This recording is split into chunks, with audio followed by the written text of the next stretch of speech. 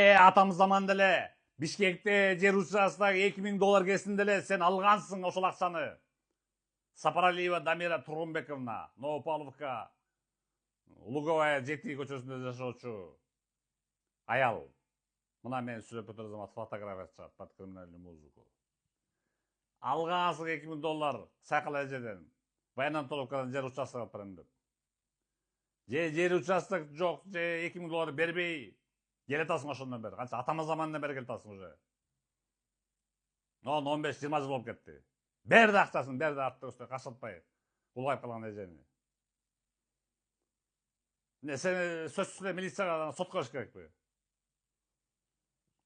Мына фотографиясын коруп койгула.